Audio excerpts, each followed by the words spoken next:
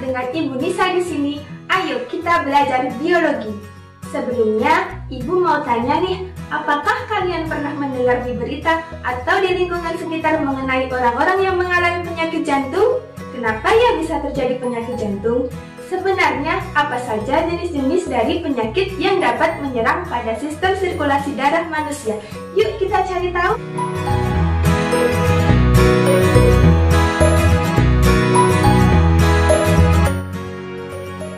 Sekarang kita bahas terlebih dahulu mengenai gangguan pada sistem sirkulasi darah manusia. Sekarang coba perhatikan grafik berikut ini. Dari grafik tersebut dapat kita simpulkan bahwa salah satu penyakit yang dapat menyebabkan kematian tertinggi di dunia maupun di Indonesia adalah penyakit-penyakit yang menyerang pada sistem sirkulasi darah manusia.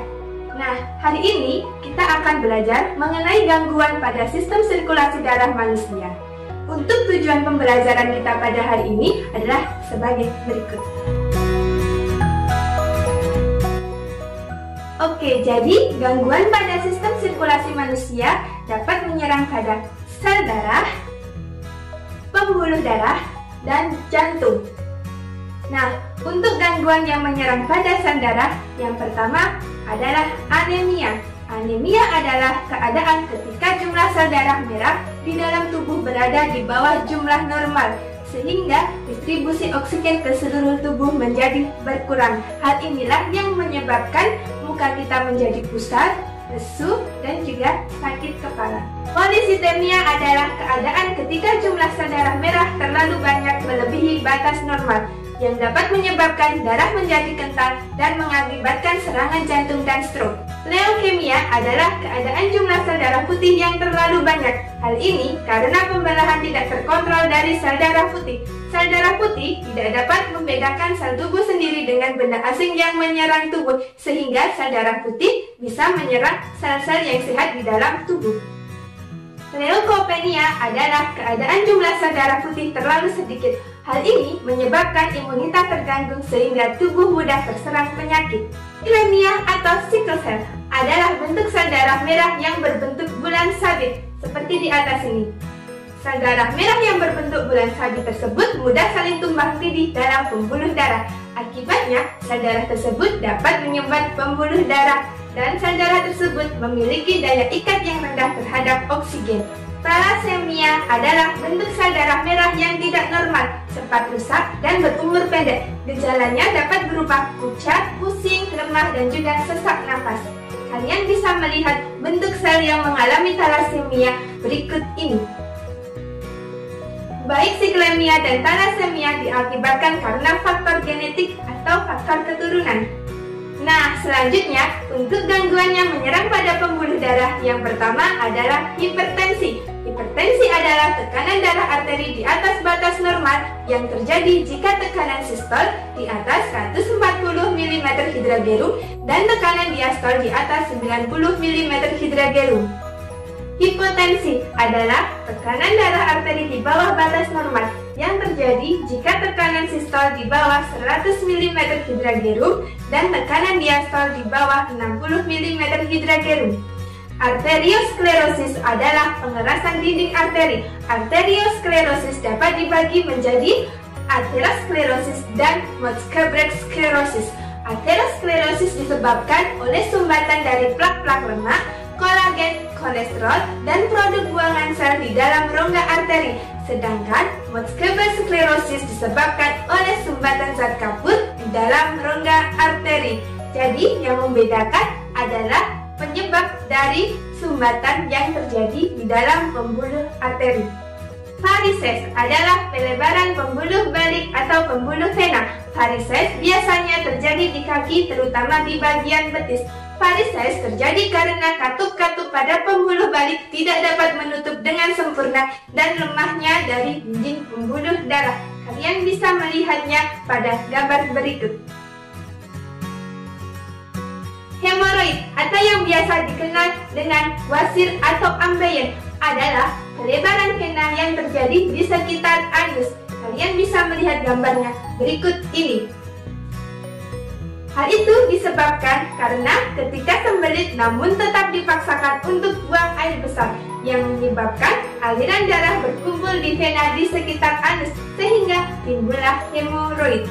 Kemudian, untuk gangguan yang menyerang pada jantung, salah satunya adalah penyakit jantung koroner. Penyakit ini disebabkan adanya penyumbatan pada arteri kecil di dinding jantung. Akibatnya, aliran darah menjadi kurang lancar. Apabila tidak segera diatasi, penyumbatan ini dapat mengakibatkan sel-sel otot jantung mengalami kematian, sehingga terjadi gangguan dalam kontraksi otot jantung yang dapat menghambat pemompaan darah. Jadi, dari bermacam-macam penyakit yang sudah Ibu jelaskan tadi, dapat dijadikan sebagai dasar dari masalah untuk topik dari karya tulis yang akan kalian buat. Karya tulis salah satunya dapat berbentuk makalah. Makalah dapat dijadikan sebagai sumber informasi dan untuk mengetahui pemahaman penulis tentang suatu masalah. Untuk format dari karya tulis makalah terdiri dari pendahuluan, pembahasan, dan penutup. Bagian-bagian dari makalah dapat kalian lihat pada deskripsi di gambar berikut ya. Penyakit pada sistem sirkulasi dapat kalian kaitkan dengan teknologi yang dapat mengobati penyakit tersebut sebagai solusinya, serta pencegahan apa yang bisa dilakukan agar tidak terkena penyakit tersebut. Oke, sekarang kita simpulkan ya, gangguan pada sistem sirkulasi darah dapat terjadi pada darah, pembuluh darah, dan jantung. Gangguan yang terjadi pada sel darah meliputi anemia, polisitemia, leukemia, leukopenia, thalassemia, dan siklемia. Gangguan yang terjadi pada pembuluh darah meliputi hipertensi, hipotensi, arteriosklerosis, varices, dan hemoroid. Gangguan yang terjadi pada jantung dapat berupa jantung koroner. Kemudian untuk penulisan karya tulis dalam makalah terdiri dari 3. Pendahuluan, pembahasan, dan juga penutup. Bagaimana anak-anak? Sudah jelaskah mengenai materi gangguan pada sistem sirkulasi darah manusia dan pembuatan karya tulis makalah? Nah, sekarang waktunya kuis.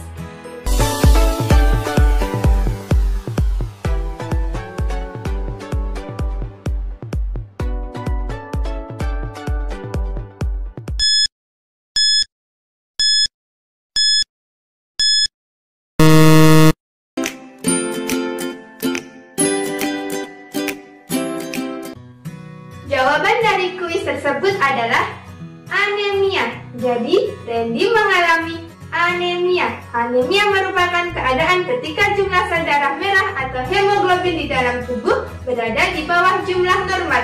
Kekurangan hemoglobin dalam tubuh mengakibatkan kebutuhan oksigen tidak tercukupi sehingga mengakibatkan pusing dan juga mudah lelah. Nah, bagaimana? Mudah kan belajar biologi? Setelah pembelajaran ini, tentu kalian menjadi tahu bahwa banyak penyakit yang dapat menyerang sistem sirkulasi darah kita, sehingga sangat penting untuk selalu menjaga kesehatan agar terhindar dari penyakit tersebut yang dapat dilakukan dengan cara menjalani gaya hidup dan pola makan yang sehat. Baiklah, sampai di sini pembelajaran kita pada hari ini. Tetap semangat selalu dan ingatlah, belajar hari ini, sukses hari esok. Sampai jumpa.